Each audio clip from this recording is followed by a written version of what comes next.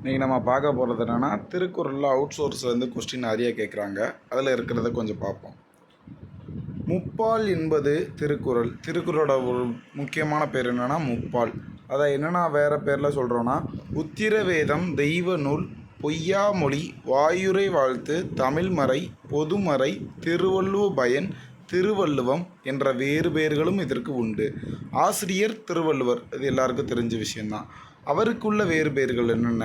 வள்ளுவ நாயனார், தேவர், முதற்பாவலர், தெய்வ புலவர், நான்முகன், மாதனு பங்கி, சென்னா போதர், பெருநாவலர், பொய்யில் புலவன். இது ரொம்ப ரொம்ப முக்கியம். பொய்யில் புலவன் என்ற வேறு பெயர்களும் இவருக்கு உண்டு. மொத்தம் திருக்குறள் 133 அதிகாரங்களை உடையது. ஒரு அதிகாரத்துக்கு 10 பாடல்கள் வீதம் 1330 பாடல்களை கொண்டது. அனைத்துமே என்ன வெண்பா? குறள் வெண்பாக்களால் இயற்றப்பட்டது. அறத்துப்பால் 38 அதிகாரங்களை உடையது. அதில் என்னென்ன இயல்லாம் பிரிச்சிருக்காங்கன்னா பாயிர இயல் 4, இல்லறவியல் 20, துறவரவியல் 13, ஊழியல் 1. பொருட்பால் மொத்தம் 70 அதிகாரங்களை உடையது. அதில் அரசியல் 25, அங்கவியல் 32, குடியியல் 13. அப்போ இங்கே பொருட்பாலில் குடியியல் 13, அங்கே துறவரவியல் அறத்துப்பாலில் 13. ரெண்டும் ஒரே மாதிரி தான் இருக்குது. இதில் அரசியலுக்கு ஒருத்தன் வரணும், ஒரு ஆள் வரணும் அப்படின்னா 25 வயசு ஆகிருக்கணும். 25 வயசுக்கு வந்ததுக்கப்புறம் தான் நம்மளுக்கு ஒரு மெச்சூரிட்டி இருக்கும். அப்படிங்கும்போது 25 வயசில் அரசியல் நம்மளால் பண்ண முடியும். அங்கவியல், அதில் நம்ம ஒரு அங்கத்தை பிடிக்கணும்னா கண்டிப்பாக ஒரு 7 வருஷம் ஆக தான் செய்யும். 25 வயசில் வந்தோம்னா ஒரு அங்கம், அந்த இடத்துல ஒரு அங்கத்தை வைக்கணும்னா நமக்கு ஒரு 7 வருஷம் ஆகும். இப்போ 32. அரசியல்லாம் 25, அங்கவியல்லாம் 32, குடியியல்லாம் 13. ஒரு வீட்டுக்கு குடி போனோம்னா எப்படி போவோம்? ஒரு ஆளாக போக மாட்டோம், ஒரு 3 பேர் போவோம். ஒரு அம்மா, ஒரு அப்பா, ஒரு குழந்தை. அப்போ 3 பேர். ஒரு ஆளாக போக மாட்டோம், 3 பேராக போவோம். அப்போ 1, 3. அதே மாதிரி பாயிரவியலுக்கு இருக்குது. பாயிரவியலில் ஒரு பாயை நம்ம விரித்து போட்டு படுத்தோம்னா ஒரு 4 பேர் கண்டிப்பாக தூங்கலாம். அம்மா, அப்பா, குழந்தைங்க 2 பேர், மொத்தம் 4 பேர் படுக்கலாம். அப்போ பாயிரவியல்னால் 4. இல்லறவியல், ஒரு இல்லறத்துக்கு ஒரு வீட்டுக்கு நம்ம போனோம்னா, இப்போலாம் ஒரு இல்லறத்தில் வீட்டுக்கு வாடகைக்கு போனோம்னா 20,000 ரூபா வாடகை கேட்குறாங்க. ஏன்னா அந்தளவுக்கு இப்போ வந்து எல்லாமே விலைவாசி கூடிருச்சு. 20,000 ரூபா வாடகை கேட்குறாங்க. அப்போ இல்லறம்னா 20,000, 20ன்னு வச்சுக்கோங்க. துறவரவியல்லாம் என்னது? ஒருத்தனையும் எனக்கு வேண்டாம், நான் 3 பக்கமும் எங்கிட்டா போயிடுறேன், கிழக்கு, மேற்கு, தெற்கு, ஏன் வடக்கு சொல்லலை அப்படின்னா ஒரு 3 பக்கமாக ஒரு இதை துறவரம் போகிறாங்கன்னா ஒரு 3ஆம் பக்கமாக போயிடுவாங்க அப்படிங்கிற மாதிரி வச்சுக்கோங்க. 1, 3ங்கிறது ஞாபகம் வந்துடும். ஊழியல், யாருக்குமே ஊழியம் பண்ணாமல் ஒருத்தன் தனியாக தான் இருப்பான். ஊழியல் பண்ணாமல் ஒருத்தன் தனியாக இருப்பான். ஊழியல்னால் 1. அடுத்து காமத்துப்பால் 25 அதிகாரங்களை உடையது. அதில் களவியல் 7, கற்பியல் 18. ஒரு 18 வயசு ஆயிடுச்சுன்னா நம்ம கற்றுக்கொள்ள வேண்டிய பாடங்கள் இனிமேல் தான் ஆரம்பிக்கும். அப்போ கற்பியல் 18, 25ல் 18 போனால் 7, அப்போ களவியல் 7. அப்போ இது எல்லாத்தையும் இது பண்ணால் மொத்தம் 133 அதிகாரங்களை உடையது. 14 கீழ்கணக்கு நூல்களுள் அதிக பாடல்களையும் அடிகளையும் கொண்ட நூல் திருக்குறள். அது நமக்கே தெரியும். 14 கீழ்கணக்கு நூல்களில் அத்தனை நூல் இருக்குது. அறம் சார்ந்த நூல்கள் இருக்குது. இந்த அறம் சார்ந்த நூல்களில் அதிகமான பாடல்களை கொண்டது நம்ம திருக்குறள் தான். 14 கீழ்கணக்கு நூல்கள் அதிக அறங்களை சொல்லும் நூல் திருக்குறள். ஆமாம், அதிகமான அறங்கள்லாம் உண்மை, நேர்மை, எப்படி இருக்கணும், எப்படி யாரையும் கஷ்டப்படுத்தக்கூடாது, எல்லாமே சொல்கிறது தான் அறங்கள். அது எல்லாமே அதிகமான அறங்களை கொண்ட சொல்கிற நூல் வந்து திருக்குறள். அடுத்து 14 கீழ்கணக்கு நூல்களுள் செய்யுளால் பெயர் பெற்ற ஒரே நூல் திருக்குறள். இந்த செய்யுளை வச்சே பெயர் பெற்ற ஒரே நூல்னு திருக்குறள். மிச்சம் இதிலலாம் அதோட விளக்கம் அது இதுன்னு நிறையா இருக்கும் உள்ளார்ந்து பார்த்தா. ஆனால் இதில் அப்படிலாம் இல்லை. அந்த செய்யுளை 2 லைன்லேயே எல்லாருக்கும் அவ்வளோ ஒரு பெயர் பெற்ற ஒரு நூலாகவே விளங்கியிருக்கு. அடுத்து அகரத்தில் தொடங்கி நகரத்தில் முடியும் நூல் திருக்குறள். ஆளை ஸ்டார்ட் ஆகும், அகரம் முதல்ல அந்த இதில் ஸ்டார்ட் ஆகி நகரத்தில் 1330 குறளில் நகரத்தில் முடியும் நூல். திருக்குறளின் சிறப்பை எடுத்து கூறும் நூல் திருவள்ளுவ மாலை. இது வந்து ப்ரீவியஸ் இயர் கொஸ்டின் கேட்டிருக்காங்க. திருக்குறளின் சிறப்பை எடுத்து கூறும் நூல் திருவள்ளுவ மாலை. தமிழ் மாதின் உயிர் என்று போற்றப்படும் நூல் இது ரொம்ப ரொம்ப முக்கியமான கொஸ்டின் கேட்கலாம். தமிழ் மாதின் உயிர் என்று போற்றப்படும் நூல் திருக்குறள். இதை நல்லா பார்த்து வச்சுக்கோங்க. திருவள்ளுவரின் உருவத்தை முதலாக ஓவியமாக வரைந்தவர் வேணுகோபால சர்மா. இந்த கொஸ்டின் போன வருஷம் 2025 கேட்டாங்க. திருவள்ளுவரின் உருவத்தை முதலாக ஓவியமாக வரைந்தவர் வேணுகோபால சர்மா. ஓகேவா? அடுத்து இவ்வோவியத்தில் திருவள்ளுவர் அமர்ந்த நிலையில் ஒரு கையில் ஏடும் மறு கையில் எழுத்தாணை கொண்டு தாடியுடன் இருக்கின்றார். நம்ம பார்த்தது தான். திருவள்ளுவரோட படம்னாலே எப்படி இருக்கும்? ஒரு அமர்ந்த நிலையில் இருப்பார், கையில் ஒரு ஏடும் பக்கத்தில் ஒரு எழுத்தாணையும் வச்சுருப்பார், இந்த கையில் தாடியோடு இருப்பார்.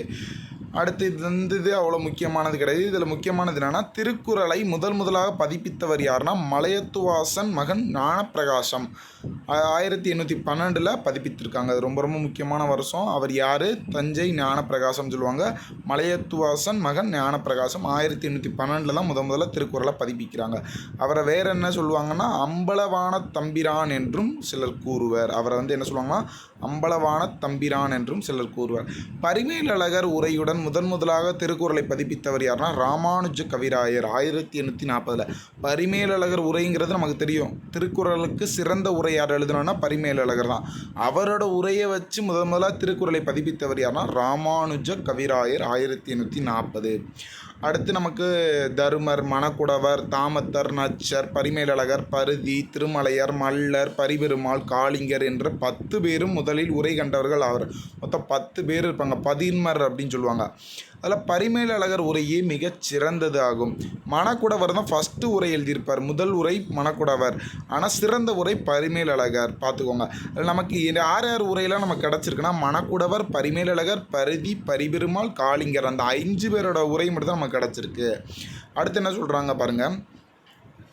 இவங்கெல்லாம் ராமானுஜ கவிராயர், திருவிக்கா, நாமக்கல் ராமலிங்கனார், சரவண பெருமாள் ஐயர், தண்டபாணி தேசிகர், அரஞ்ச அன்முகனார், புலவர் குழந்தை பாரதிதாசன், மூவா வரதராசனர், நாவலர் நெடுஞ்செழியன் போன்ற பிற்காலத்தை உரை எழுதியவர்களில் குறிப்பிடத்தக்கவர்கள். அடுத்து திருக்குறளுக்கு உரை எழுதினவங்க பேர்லாம் கொடுத்துருக்காங்க. இதில் நமக்கு ரொம்ப முக்கியமானது சிலபஸ் இதாக பார்த்தோம்னா அந்த திருக்குறள் ஆராய்ச்சி பதிப்பு யாருன்னா கீவா ஜெகநாதன். அவர் நம்ம சிலபஸில் இருக்கிறாரு. அதனால் திருக்குறள் ஆராய்ச்சி பதிப்பு யாருன்னா கீவா ஜெகநாதன். அடுத்து வேறு வாழும் வள்ளுவம் வாசை குழந்தைசாமி. இது கூட பார்த்துக்கோங்க. வாழும் வள்ளுவம் அப்படின்னா அது யாரோட உரைனா குழந்தைசாமி. அடுத்து வள்ளுவர் கண்ட நாடும் காமமும். இந்த பேஜில் பாருங்கள் லெஃப்ட் சைடில் வள்ளுவர் கண்ட நாடும் காமமும் தேப்போ மீனாட்சி சுந்தரனார். இவர் நம்ம சிலபஸில் இருக்கார். அதனால் வள்ளுவர் கண்ட நாடும் காமமும் யாருன்னா தேப்போ மீனாட்சி சுந்தரனார். அடுத்து திருவள்ளுவர் மணிவிளக்க உரை அப்பாதுரையார். அடுத்து நமக்கு எதுவும் இம்பார்ட்டண்ட் எதுவும் இல்லை. அடுத்து மொழிபெயர்த்திருக்காங்க திருக்குறளில் லத்தீன் மொழியில் மொழிபெயர்த்தவர் வீரமாமுனிவர். ஏன்னா அவரே லத்தீன் நாட்டை சேர்ந்தவர் தான். அதனால் நமக்கு லத்தீன் வந்தால் வீரமாமுனிவர் நல்ல ஞாபகம் வரும். ஜெர்மன் அப்படின்னா கிரால். அடுத்து ஆங்கிலம் ஜி.யு. போப். அது அனைவருக்கும் தெரிஞ்ச ஒன்று தான். இதில் முக்கியமாக நம்ம ஒன்று கற்றுக்கிட வேண்டியது ஆங்கிலத்தில் திருக்குறளை மொழிபெயர்த்தவர் யாருன்னா ஜி.யு. போப். திருக்குறளை ஆங்கிலத்தில் மொழிபெயர்த்த இந்தியர் யாருன்னு கேட்டாங்கன்னா K.M. பாலசுப்ரமணியம். இந்த லாஸ்ட்டில் இருக்க பாருங்கள். திருக்குறளை ஆங்கிலத்தில் மொழிபெயர்த்த இந்தியர்னு கேட்டாங்கன்னா K.M. பாலசுப்ரமணியம்.